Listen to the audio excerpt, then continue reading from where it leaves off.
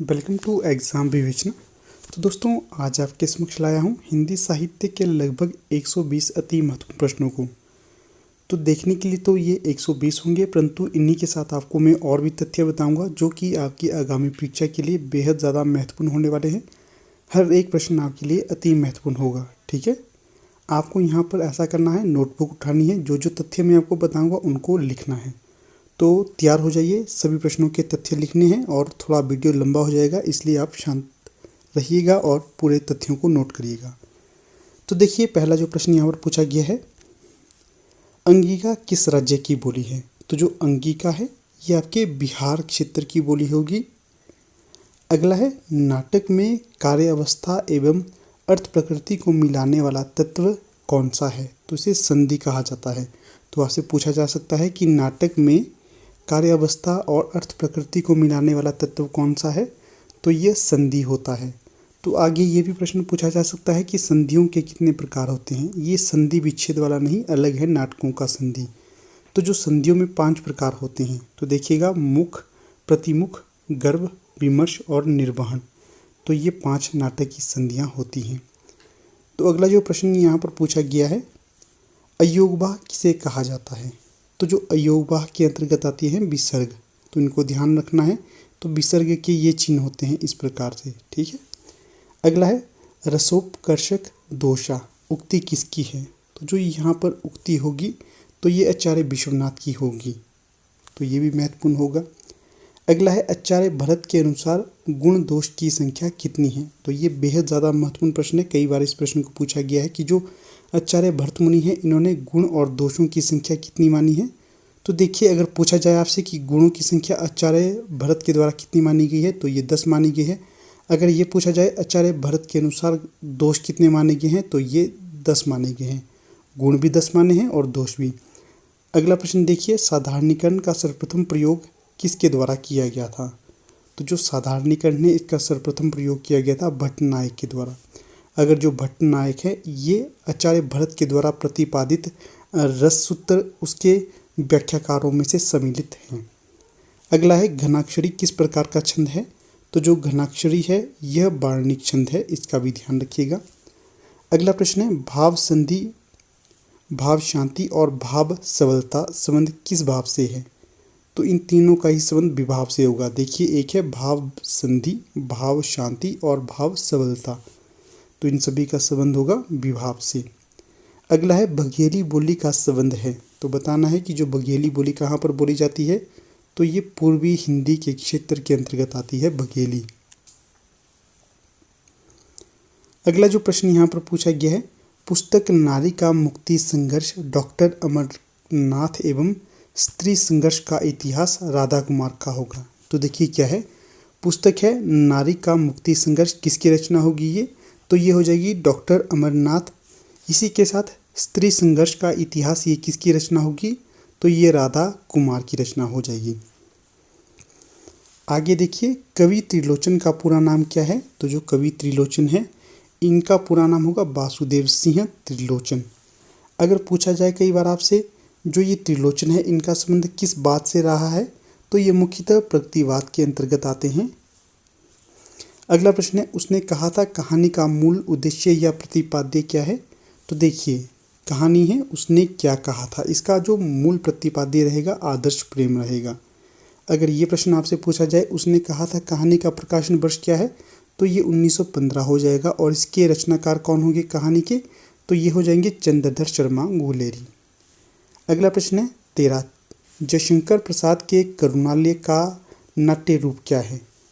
तो देखिए, पहले तो ध्यान में रखना आपने कि जो करुणालय है किसका नाटक होगा? जयशंकर प्रसाद जी का। और इसका अगर नाट्य रूप पूछा जाए तो ये क्या होगा? तो ये गीति नाट्य हो जाएगा। ठीक है, तो यहाँ पर देखिए, हमारी टीम के द्वारा पीजीटी हिंदी, एआईटी कमीशन और एआईटी टेट के लिए कोर्स भी लॉन्च कर दिए गए हैं और ये ऑनलाइन है। अगर आप इंटरेस्टेड हो तो आप दिए गए नंबर पर व्हाट्सएप कर सकते हो। इसी के साथ यहाँ पर हमारी टीम के द्वारा पीजीटी हिंदी और एआईटी कमीशन के लिए कुछ महत्वपूर्ण नोट्स भी बनाए गए हैं। अगर आप इनमें से कुछ भी लेना चाहते हो, तो किसी की भी डिमांड हो, तो आप हमें व्हाट्सएप माध्यम से बता सकते हो। तो ठीक है, अब अपनी वीडियो की ओर रुख करते हैं। अगला जो प्रश्न यहाँ पर पूछा गया है, चित्रात्मक भाषा एवं लाक्षणिक पदावली किस युग की विशेषता है? तो ये छायावाद की विशेषता थी, चित्रात्मक भाषा और लाक्षणिक पदावली। ठीक है, ये दोनों ही विशेषताएं छायावाद की रही हैं। अगला है, तो देखिए यहाँ छायावाद से भी आपसे प्रश्न कई बार ये बनता है कि छायावाद का प्रवर्तक किसे माना जाता है? सर्वमत के अनुसार अगर पूछा जाए तो ये जयशंकर प्रसाद को माना जाता है। अगर छायावाद के 4 आधार स्तंभ पूछे जाए तो उनमें जयशंकर प्रसाद, सुमित्रानंदन पंत और अपने निराला जी और महादेवी वर्मा, ये छायावाद के 4 आधार स्तंभ हैं। इसका भी ध्यान रखना है। अगला प्रश्न है 15, जिस प्रकार आत्मा की मुक्तावस्था ज्ञान दशा कहलाती है, उसी प्रकार हृदय की मुक्तावस्था रस दशा कहलाती है। तो प्रस्तुत कथन किसका होगा? तो ये आचार्य रामचंद्र शुक्ल जी का हो जाएगा। अगला प्रश्न देखिए 16, हिंदी के किस उपन्यासकार ने अपने उपन्यास में सिंधु नदी के पश्चिमी तट के अबाण हिस्से का जिक्र किया है? तो ये किया है द्रोणवीर कोहली के द्वारा।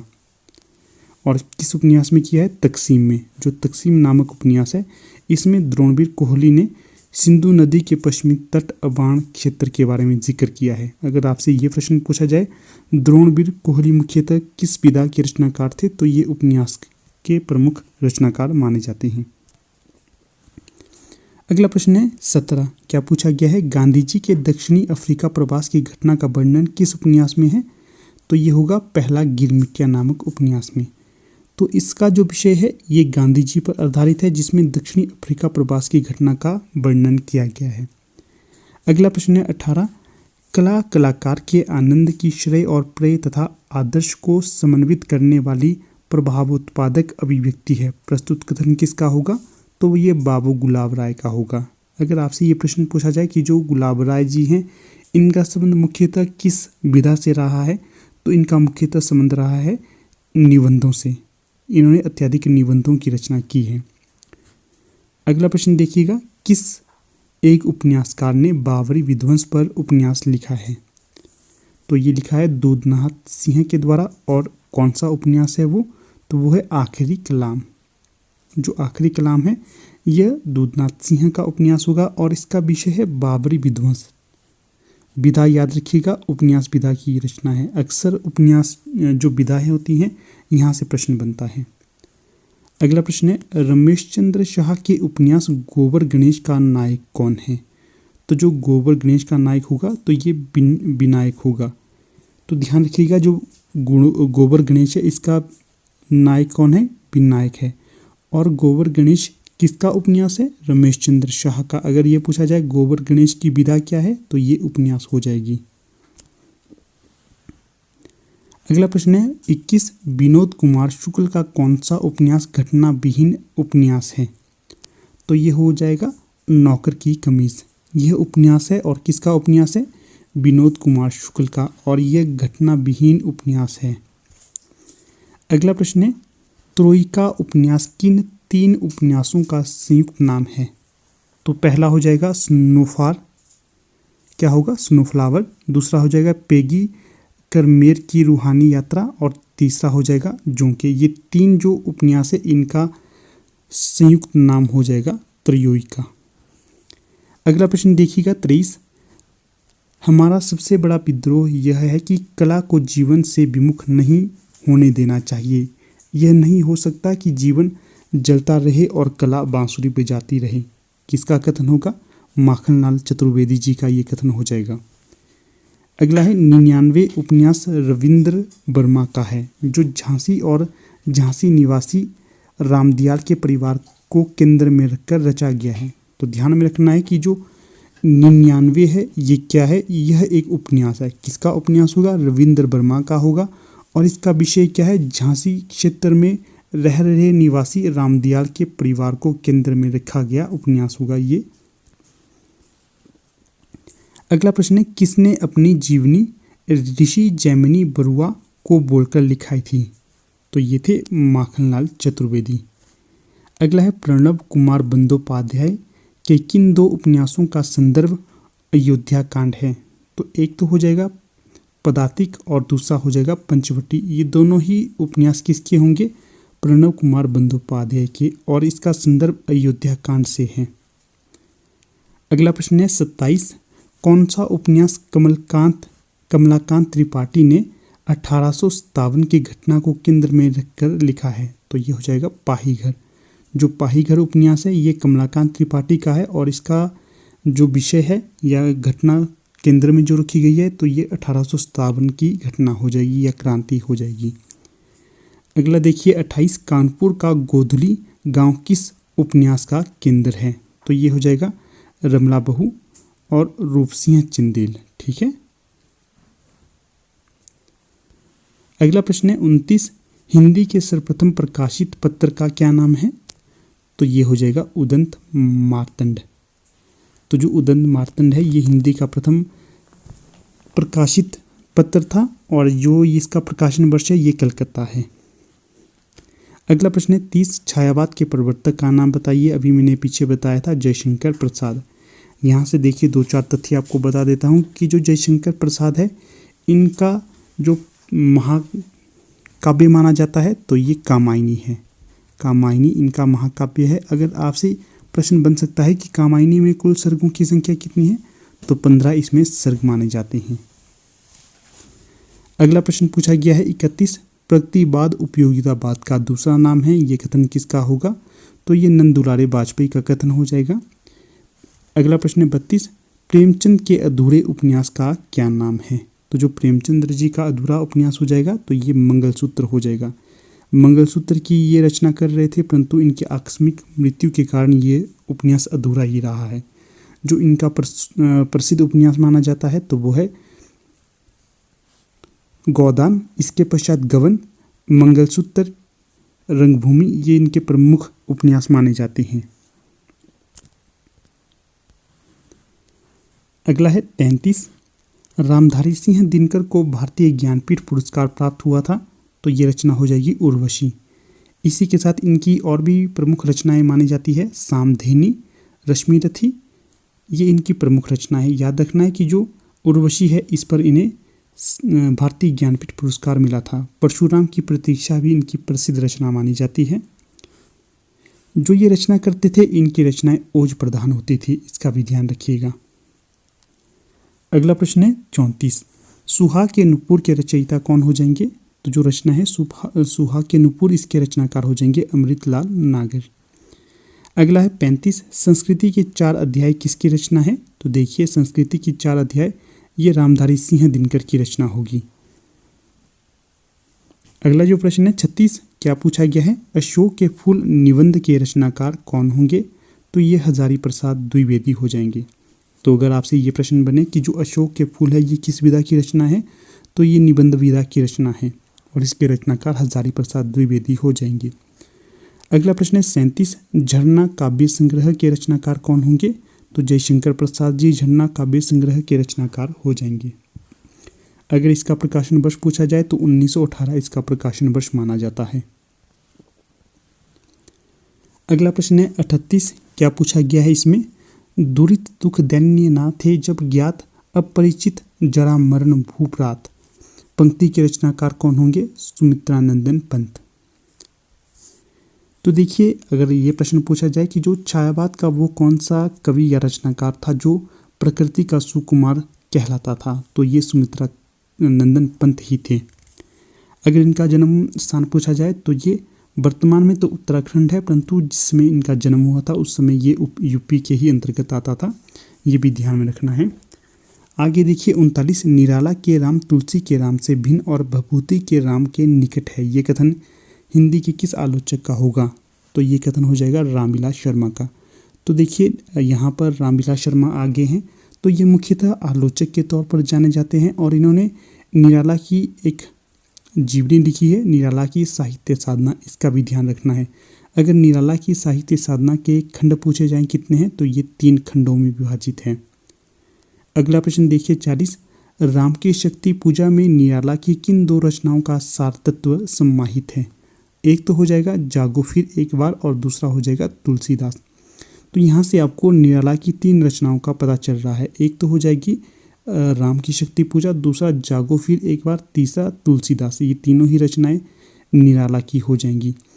यहाँ से ध्यान रखिएगा राम की जो शक्ति पूजा है इसमें जो 2 कविताएं हैं जागो फिर एक बार और तुलसीदास इनका सार तत्व समाहित है। अगला प्रश्न है 41, भारत भारती काव्य के रचनाकार कौन हैं? तो जो भारत भारती काव्य है इसके रचनाकार हो जाएंगे मैथिली शरण गुप्त।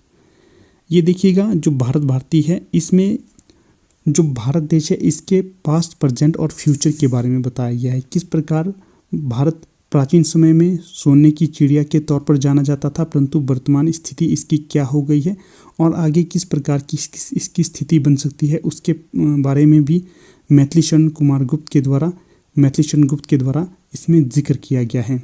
तो देखिएगा जो मैथिली शरण गुप्त है इनका संबंध पूछा जा सकता है कि किस युग से रहा है, तो ये द्विवेदी युग के प्रमुख रचनाकारों में जाने जाते हैं।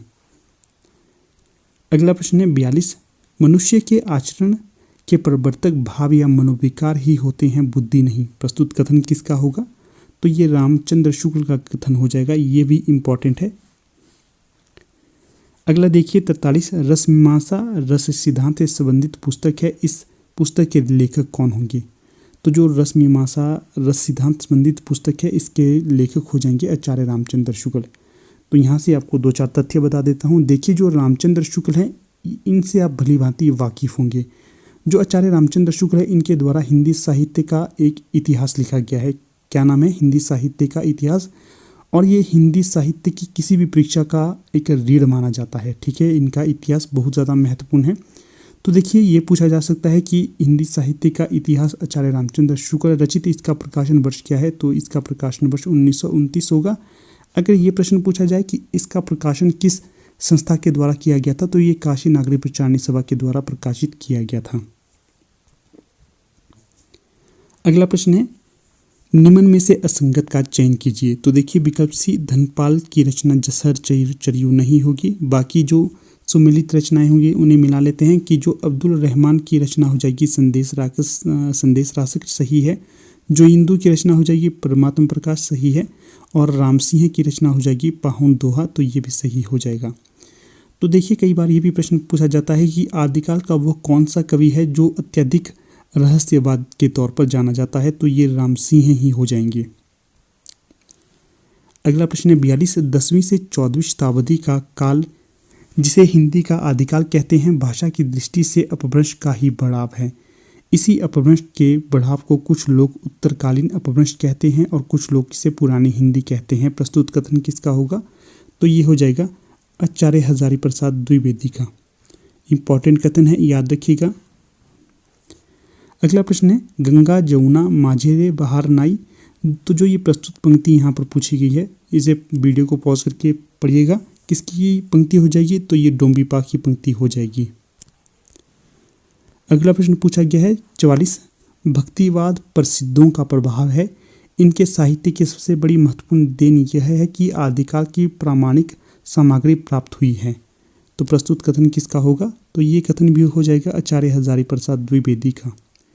तो देखिए जो आचार्य रामचंद्र शुक्ल थे हिंदी साहित्य के प्रमुख आलोचक, इनका किसी भी विद्वान के द्वारा कटाक्ष नहीं किया गया है, या फिर कह सकते हैं कि जो आचार्य रामचंद्र शुक्ल ने माना उसे आगे के विद्वानों के द्वारा भी माना गया था। परंतु जो हजारीप्रसाद द्विवेदी हैं इन्होंने जहाँ पर इन्हें लगता था कि आचार्य रामचंद्र शुक्ल ने गलत मत प्रस्तुत किया है, वहाँ पर इन्होंने सही मत प्रस्तुत करने की कोशिश की है हजारीप्रसाद द्विवेदी के द्वारा। ये एक ऐसे इकलौते विद्वान हैं हिंदी साहित्य में।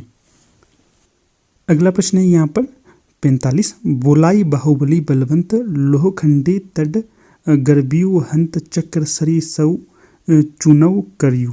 तो जो प्रस्तुत पंक्ति है पूछा गया है किसकी ये पंक्ति हो जाएगी? तो ये शालिभद्र सूरी की पंक्ति हो जाएगी। आगे देखिए, एक सेती पटा एक नील पटा एक तिलक जनेऊ एक लंबी जटा। प्रस्तुत पंक्ति किसकी होगी? तो ये चरपटनाथ की हो जाएगी। अगला प्रश्न है 47, संदेशा पिन साहिवा पाछो फिरिय ना देहे पंची घालिया पिंजरे छूटन रो संदेह। तो जो प्रस्तुत पंक्ति होगी किसकी हो जाएगी? खुमान रासो ग्रंथ की। अगला प्रश्न है 48, अब्दुल रहमान कृत संदेश रासों में कितने छंद हैं? तो इसमें हो जाएंगे 216 छंद। तो देखिए संदेश रासो किसकी रचना हो जाएगी? तो ये अब्दुल रहमान की रचना हो जाएगी। अगला प्रश्न है 49, निम्न में से किस कृति में विद्याधर शारंगधर, जज्जल और बब्बर इन कवियों की रचनाओं को संग्रहित या रचा गया है। तो ये हो जाएगा प्राकृत पेंगलम। इसके जो ये रचना है प्राकृत पेंगलम, इसमें विद्याधर हो गए, शारंगधर हो जाएंगे, जज्जल और बब्बर इन चारों की ही रचनाओं को संग्रहित किया गया है। यहाँ पर थोड़ी थोड़ी रचनाएं इन्होंने प्रस्तुत की हैं। ठीक है, अगला प्रश्न देखिएगा। नाथ संप्रदाय से परवर्ती संतों के लिए श्रद्धाचरण प्रधान धर्म की पृष्ठभूमि तैयार कर दी है। जिन संत साधकों की रचनाओं से हिंदी साहित्य गौरवान्वित हुआ है, उन्हें बहुत कुछ बनी बनाई भूमि मिल गई। प्रस्तुत कथन किसका होगा ये? तो ये हो जाएगा हजारी प्रसाद द्विवेदी का। ठीक है, तो यहाँ से जिनल हटा दीजिए, यहाँ पर होगा जिन संत साधकों की रचनाओं से। अगला प्रश्न देखिए। शुक्लानुसार हेमचंद्र का व्याकरण ग्रंथ सिद्ध हेमचंद्र शब्दानुशासन किन भाषाओं का समावेश किया गया है? तो जो शुक्लानुसार हेमचंद्र का व्याकरण ग्रंथ है सिद्ध हेम शब्दानुशासन, इनमें जो भाषाएं संग्रहित हैं या जिन भाषाओं में रचनाएं प्रस्तुत की गई हैं तो वो थी संस्कृत, प्राकृत और अपभ्रंश। आगे है 52। अपभ्रंश पुरानी हिंदी है, इसका साहित्य हिंदी साहित्य में सम्मिलित किया जाना चाहिए। प्रस्तुत कथन किसका होगा?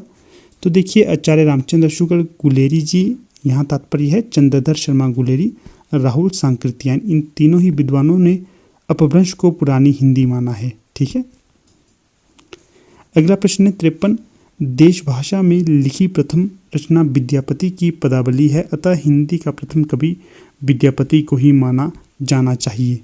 तो ये कथन किसका होगा? तो ये बच्चन सिंह का कथन हो जाएगा। तो जो बच्चन सिंह हैं, इनके द्वारा हिंदी साहित्य का दूसरा इतिहास नामक ग्रंथ लिखा गया है। तो अगर आपसे ये प्रश्न पूछा जाए कि जो डॉक्टर बच्चन सिंह हैं, इन्होंने हिंदी का प्रथम कवि किसे माना था? तो इन्होंने हिंदी का प्रथम कवि माना था विद्यापति को। तो जो इनकी रचना है पदावली, इसको भी ये प्रथम रचना मानते हैं। अगला प्रश्न है 54। विद्यापति का प्रेम ना तो रोमांटिकों की तरह वायवीय है और ना ही भक्तों की तरह दिव्य। प्रस्तुत कथन किसका है? तो ये कथन हो जाएगा डॉक्टर बच्चन सिंह का ही। क्या कहते हैं? विद्यापति का प्रेम ना तो रोमांटिकों की तरह वायवीय है और ना ही भक्तों की तरह दिव्य।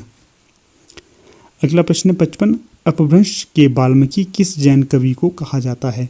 तो जो स्वयंभू है, इन्हें अपभ्रंश का वाल्मीकि कहा जाता है और इनका संबंध किस धर्म से रहा है? जैन संप्रदाय से संबंधित रहे हैं स्वयंभू। अगला प्रश्न है 56। आचार्य रामचंद्र शुक्ल का रामकुमार वर्मा के अनुसार गोरखनाथ का समय क्या है? तो यहाँ पर प्रश्न मिसटाइप हुआ है, तो यहाँ पर होगा आचार्य रामचंद्र शुक्ल और रामकुमार वर्मा के अनुसार गोरखनाथ का समय क्या होगा? तो ये हो जाएगा 13वीं शती। तो देखिए जो गोरखनाथ थे, इनके द्वारा नाथों की वास्तविक रूप से स्थापना की गई थी।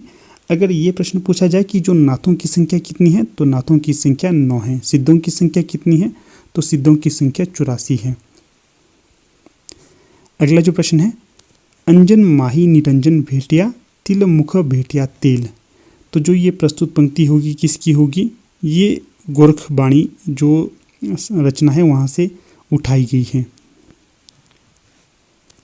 अगला प्रश्न है 58। खुमान रासों की प्रामाणिक प्रति कहाँ से प्राप्त की गई थी या कहाँ पर संग्रहित की गई थी? तो ये संग्रहित की गई है पुणे संग्रहालय में। अगला प्रश्न है कैमासबद्ध प्रसंग किस रासो ग्रंथ के अंतर्गत आता है? तो ये आता है पृथ्वीराज रासो ग्रंथ के अंतर्गत कैमासबद्ध। ठीक है, तो यहाँ पर पद्मावती जो अपना सर्ग है या समय है उसको भी संग्रहित किया गया है।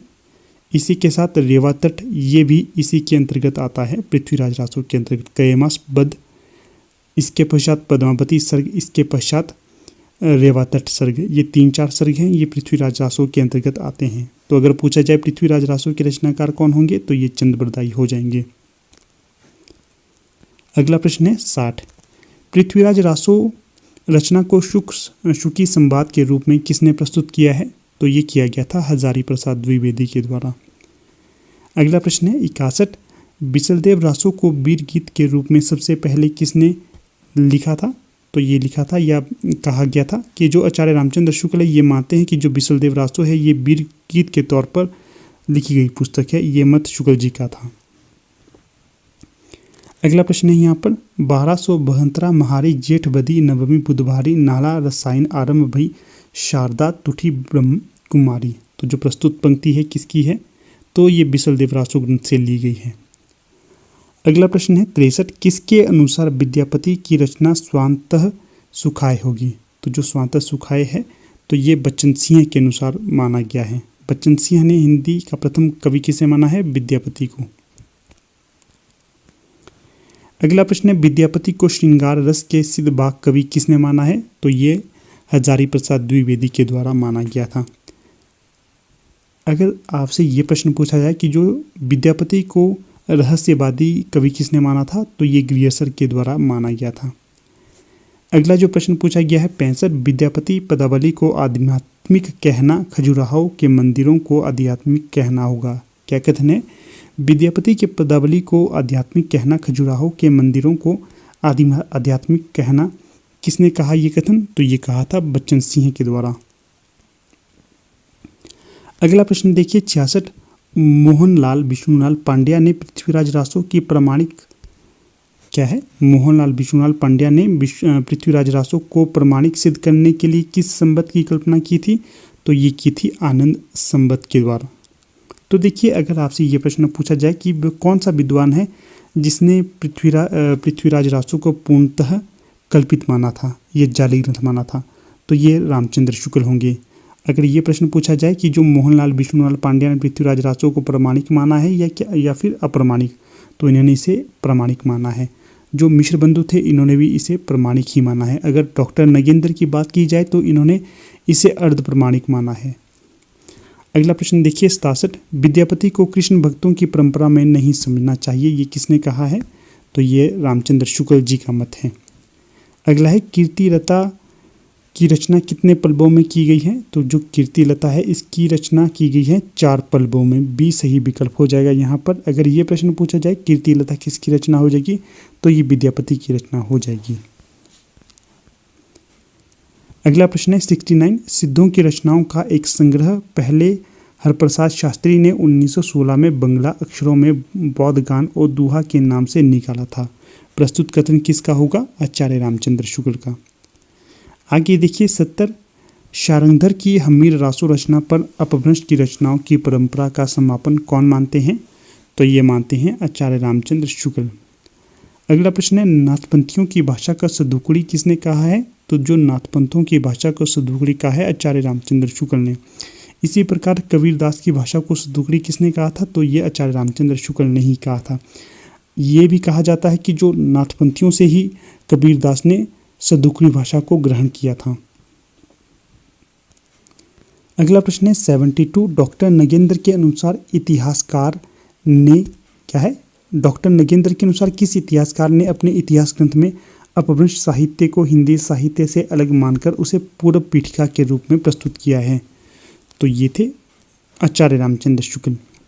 फिर देखिए तो यहाँ से देखिएगा एक प्रश्न आपसे बन सकता है कि यहाँ पर आपको 4 विद्वान दिए जाएंगे।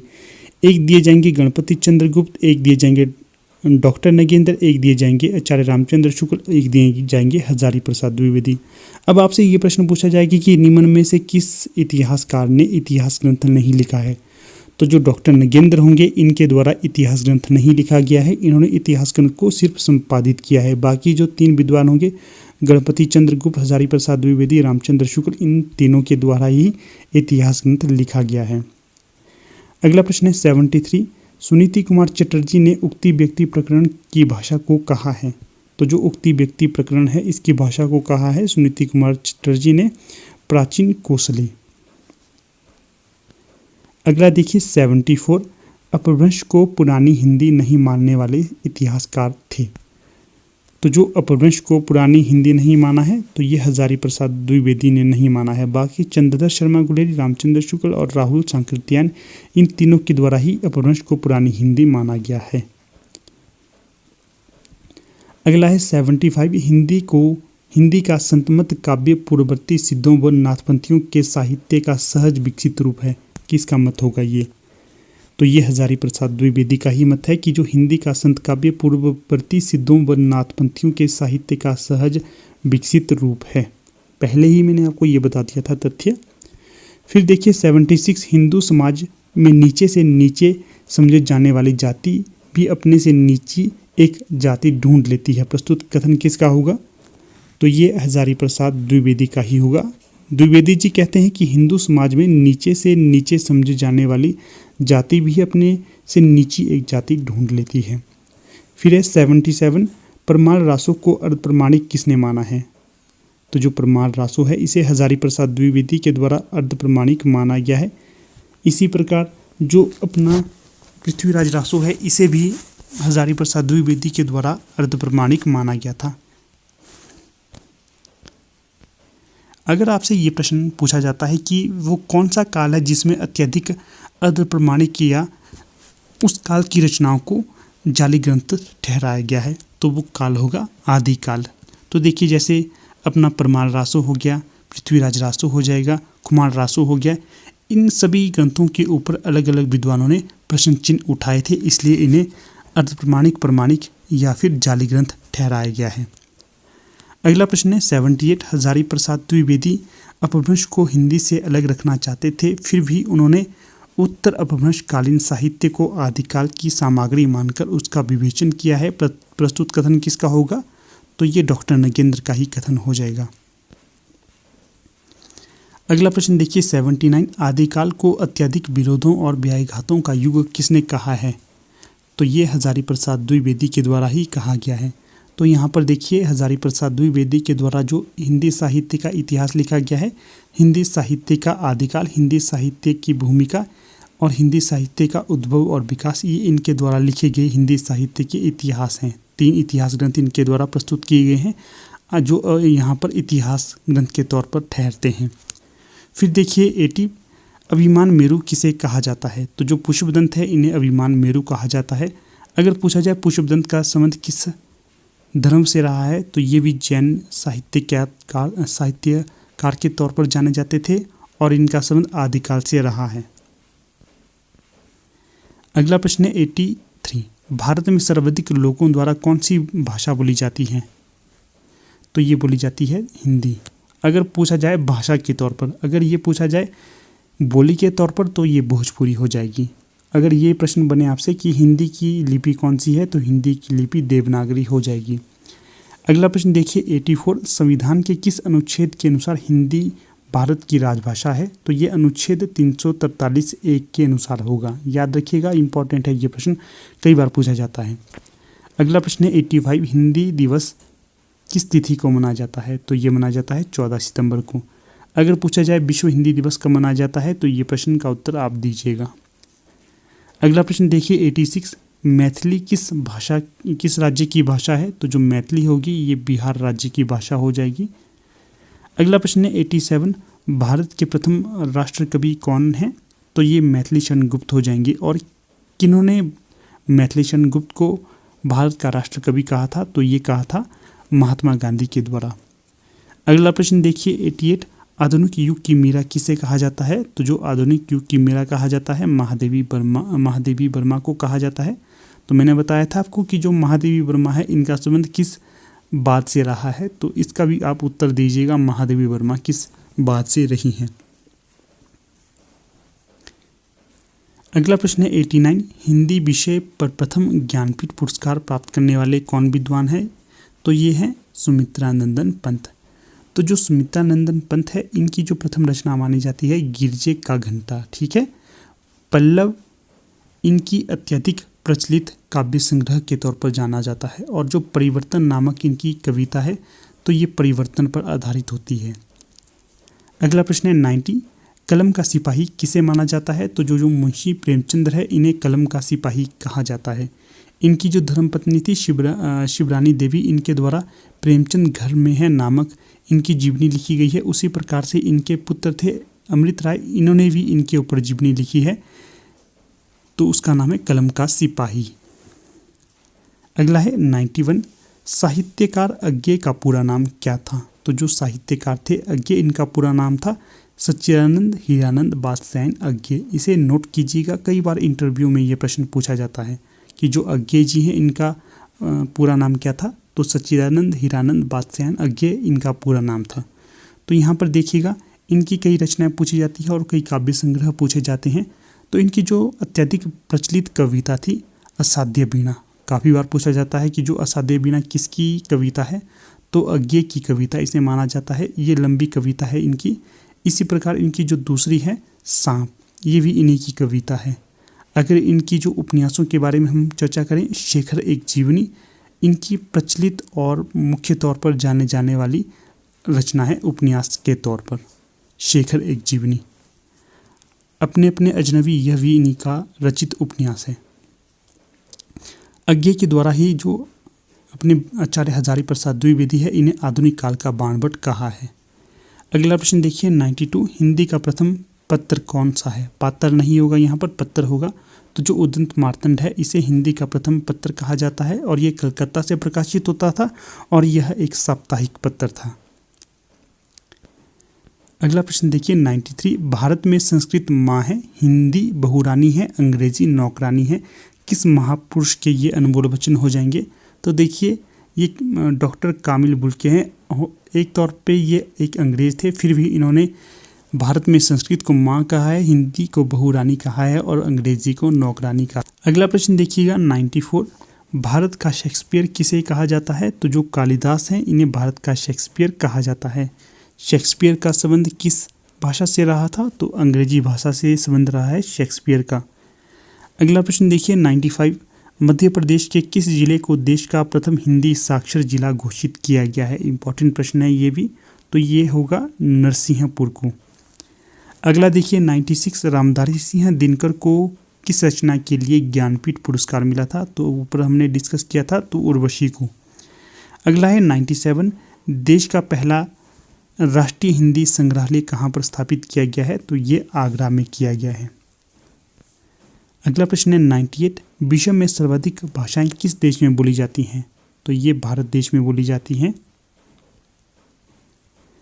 अगला है 99, संविधान की 8वीं अनुसूची के अनुसार कितनी भाषाओं को राजभाषा के रूप में संवैधानिक दर्जा दिया गया है? तो ये 22 भाषाएं हैं। अगला है 100, हिंदी की वर्णमाला में कितने स्वर और कितने व्यंजन हैं? तो 11 स्वर हैं और 33 व्यंजन हैं। अगला है 101, हिंदी में आशुलिपि के जन्मदाता किसे कहा जाता है? तो ये राधे लाल द्विवेदी होंगे। फिर है महादेवी वर्मा को किस रचना के लिए ज्ञानपीठ पुरस्कार दिया गया था? तो ये यामा के लिए दिया गया था। इनकी जो प्रमुख रचना है नीरजा होगी, ये भी इनकी प्रमुख रचना है नीरजा। अगला देखिए 103, आधुनिक युग के चरण हैं। तो बताना है कि आधुनिक युग के चरण किसे कहा जाता है? तो रामधारी सिंह दिनकर को। देवताओं की लिपि किसे कहा जाता है? देवनागरी लिपि को। अगला है 105, हिंदी भाषा का प्रथम महाकाव्य किसे कहा जाता है? तो ये पृथ्वीराज रासो है, इसे हिंदी का प्रथम महाकाव्य कहा जाता है और जो चंद्रप्रदाई इसके रचनाकार हो जाएंगे। इसी के साथ देखिए 2-4 प्रश्न और बता देता हूँ आपको। कई बार ये प्रश्न पूछा जाता है कि जो रामचरितमानस है ये किसकी रचना है? तो ये तुलसीदास की रचना हो जाएगी और इसकी भाषा पूछी जाए तो ये अवधी हो जाएगी। तो अगर आपसे ये प्रश्न पूछा जाए कि सूरसागर किसकी रचना हो जाएगी? तो ये सूरदास की रचना हो जाएगी और इसकी जो भाषा होगी ब्रजभाषा में ये रचित है। फिर आपसे ये प्रश्न पूछा जाता है कि जो पद्मावत है ये किसकी रचना है? तो जो पद्मावत है ये जायसी की रचना मानी जाती है और अगर इसकी भाषा पूछी जाए तो इसकी भाषा अवधी हो जाएगी। अगला प्रश्न देखिए 106, हिंदी गद्य के प्रतिष्ठापक कौन है? यहाँ पर गद्य नहीं गद्य होगा। तो हिंदी गद्य के प्रतिष्ठापक हो जाएंगे आचार्य महावीर प्रसाद द्विवेदी। यहाँ पर देखिए महावीर प्रसाद द्विवेदी का नाम आ गया है तो ये इंपॉर्टेंट हो जाते हैं। जो महावीर प्रसाद द्विवेदी हैं इन्होंने सरस्वती पत्रिका का संपादक पद कब संभाला था? तो 1903 से लेकर 1920 तक, 1820 तक मान सकते हैं आप। तो जो जब से इन्होंने सरस्वती पत्रिका का संपादन भार संभाला था उसके पश्चात से इन्होंने खड़ी बोली में रचनाएं लिखनी और छापनी शुरू कर दी थी। इन्होंने स्पष्ट रूप से कह दिया था कि जो अगर आपने सरस्वती पत्रिका में कविताएं छपवानी है तो आपको खड़ी बोली में ही लिखना पड़ेगा। इसी के साथ आपको व्याकरण की शुद्धता पर भी ध्यान देना पड़ेगा। ऐसे ही किसी रचना को ये नहीं छापते थे। अगर मान लीजिए कोई इनके पास रचना छापने को देता था तो पहले ये इसे अच्छे से पढ़ते थे, अगर और कोई व्याकरणिक दोष वहाँ पर होते थे तो उन्हें सुधार करने के लिए। तो देखिए एक बार की बात आपको यहाँ पर बताता हूँ। एक बार ऐसा होता है कि जो महावीर प्रसाद द्विवेदी हैं इनके समक्ष आ जाती है निराला जी की एक रचना। कौन सी रचना थी वो? जूही की कली। तो जो महावीर प्रसाद द्विवेदी जूही की कली को देखते हैं तो ये इसे छपवाने से इनकार करते हैं। तो छपवाने का कारण ये कहते हैं कि इसमें जो जूही की कली है इसमें अश्लीलता पाई गई है, इसलिए मैं इस कविता को नहीं छाप सकता। तो ठीक है, इन तथ्यों को भी ध्यान में रखिएगा। अगला प्रश्न है 107, हिंदी खड़ी बोली के जन्मदाता कौन थे? तो जो हिंदी खड़ी बोली के जन्मदाता हैं ये भारतेंदु हरिश्चंद्र माने जाते हैं। अगर हिंदी साहित्य में अगर आपसे ये प्रश्न पूछा जाए कि हिंदी साहित्य में वो कौन सा विद्वान है जिसे हिंदी का अग्रदूत कहा जाता है, तो ये भारतेंदु हरिश्चंद्र ही थे। अगर भारतेंदु हरिश्चंद्र का जन्म पूछा जाए तो कब हुआ था, तो ये हुआ था 1850 में भारतेंदु हरिश्चंद्र का जन्म। कई विद्वान जो हिंदी साहित्य का जो वास्तविक रूप है इसका आरंभ 1850 से ही मानते हैं। अगला प्रश्न देखिएगा 108, हिंदी साहित्य में हालावाद के प्रवर्तक कौन थे? तो जो हिंदी साहित्य में हालावाद के प्रवर्तक थे हरिवंश राय बच्चन। जो हरिवंश राय बच्चन हैं और डॉक्टर बच्चन सिंह हैं, इन दोनों में अंतर है, इन्हें एक ना मानिएगा। जो हरिवंश राय बच्चन हैं ये अमिताभ बच्चन के पिताजी थे और जो डॉक्टर बच्चन सिंह हैं इनके द्वारा हिंदी साहित्य के दूसरे इतिहास की रचना की गई है। अगला प्रश्न देखिएगा 109, हिंदी साहित्य की प्रथम कहानी कौन सी है? तो हिंदी साहित्य की प्रथम कहानी जो माना है तो ये इंदुमती को माना है। सर्वप्रथम किसने इंदुमती को हिंदी साहित्य की प्रथम कहानी माना था? तो ये माना गया था अपने आचार्य रामचंद्र शुक्ल के द्वारा। और इसका प्रकाशन वर्ष अगर पूछा जाए तो ये 1900 इसका प्रकाशन वर्ष है। तो कई बार ये भी प्रश्न पूछा जाता है कि जो किस युग से द्विवेदी युग का प्रारंभ माना जाता है, तो ये माना जाता है 1900 से। ठीक है, 1900 से द्विवेदी युग का प्रारंभ माना जाता है। अगला जो प्रश्न पूछा गया है, हिंदी के प्रथम कवि किन्हें माना जाता है? तो जो सिद्ध सरहप्पा है इन्हें हिंदी के प्रथम कवि के तौर पर जाना जाता है और इनका जो समय है ये 9वीं शती है। अगर ये प्रश्न पूछा जाए जो सरहप्पा है इन्हें हिंदी का प्रथम कवि किसे माना गया था, किसके द्वारा माना गया था? तो ये राहुल सांकृत्यायन के द्वारा इन्हें हिंदी का प्रथम कवि माना गया था। अगला प्रश्न है 111, हिंदी की प्रथम रचना कौन सी है? तो जो श्रावकाचार है ये हिंदी की प्रथम रचना मानी जाती है और किसके द्वारा इसे लिखा गया है? तो आचार्य देवसेन के द्वारा इसे लिखा गया है और जो देवसेन थे इनका संबंध जैन साहित्य परंपरा से रहा है। अगला प्रश्न देखिएगा 112, हिंदी का प्रथम उपन्यास कौन सा है? तो जो हिंदी का प्रथम उपन्यास है ये परीक्षा गुरु है और श्रीनिवास दास के द्वारा इसे लिखा गया है। अगला प्रश्न है 113, हिंदी की प्रथम पत्रिका कौन सी है? तो जो संवाद कौमुदी है इसे हिंदी की प्रथम पत्रिका कहा जाता है। फिर है 114, हिंदी के सर्वप्रथम गीत लेखक कौन थे? तो जो ये विद्यापति थे ये हिंदी के सर्वप्रथम गीत लेखक थे। अगला है 115, हिंदी की सर्वप्रथम दैनिक समाचार पत्र कौन सा था? तो ये समाचार सुधावर्षन था, हिंदी का प्रथम दैनिक समाचार पत्र। फिर हिंदी की प्रथम एकांकी कौन सी है? तो ये एक घूंट, इसे हिंदी की प्रथम एकांकी माना जाता है और जयशंकर प्रसाद इसके रचनाकार हो जाएंगे। फिर देखिए 117, मैला आंचल उपन्यास के लेखक कौन होंगे? तो जो मैला आंचल उपन्यास है इसके लेखक हो जाएंगे फणीश्वर नाथ रेणु। अगर ये प्रश्न पूछा जाए कि जो मैला आंचल है ये किस प्रकार का उपन्यास है, तो ये एक आंचलिक उपन्यास है। इसी उपन्यास से आंचलिक उपन्यासों की शुरुआत मानी जाती है। अगला और आज का अंतिम प्रश्न देखिए 118, हिंदी साहित्य के इतिहास को कितने कालखंडों में विभाजित किया जाता है? बेहद ज़्यादा महत्वपूर्ण प्रश्न है। तो हिंदी साहित्य के इतिहास को 4 कालखंडों में विभाजित किया जाता है और वो कौन कौन से 4 कालखंड है? तो देखिए आदिकाल, भक्तिकाल, रीतिकाल और आधुनिक काल। तो कई बार यहाँ नामकरण से भी प्रश्न पूछा जाता है कि जो हिंदी साहित्य का आरंभिक काल है इसे आदिकाल नाम किसके द्वारा दिया गया था? तो जो आचार्य हजारी प्रसाद द्विवेदी हैं इन्होंने आदिकाल को आदिकाल नाम दिया गया था। अगर ये प्रश्न पूछा जाए आदिकाल को वीरगाथा काल नाम किसके द्वारा दिया गया था? तो आदिकाल को वीरगाथा काल नाम दिया गया था आचार्य रामचंद्र शुक्ल के द्वारा। आदिकाल को, इसके पश्चात जो मध्यकाल है इसे भक्तिकाल भी कहा जाता है और रीतिकाल को उत्तर मध्यकाल भी कहा जाता है। कई बार ये भी प्रश्न पूछा जाता है सीधे सीधे, हिंदी साहित्य का वो कौन सा काल है जिसके नामकरण पर सर्वाधिक विवाद है? तो ये आदिकाल ही होगा। कई विद्वानों के द्वारा से कई नाम प्रदान किए गए हैं, इसलिए ये सर्वाधिक विवाद से भरा हुआ काल माना जाता है। तो देखिए अब यहाँ पर हमारी वीडियो का समापन हो जाता है। हमने लगभग 118 प्रश्नों को डिस्कस किया। अगर हम तथ्यों की बात करें तो ये लगभग 200 प्रश्नों के और इंगित हो जाते हैं, लगभग 200 प्रश्न। अगर आपने इसे ढंग से पढ़ा होगा, इस वीडियो को ढंग से देखा होगा, तो यहाँ से आपको बहुत ज़्यादा हेल्प हुई होगी आपको एग्ज़ाम को क्रैक करने के लिए। ठीक है, तो अब यहाँ पर अपनी वीडियो को समापन कर लेते हैं। आप लोगों को अगर ये वीडियो अच्छी लगी है तो इसे ज़्यादा से ज़्यादा लाइक, शेयर और चैनल को सब्सक्राइब अवश्य करेगा। तो ठीक है, थैंक यू।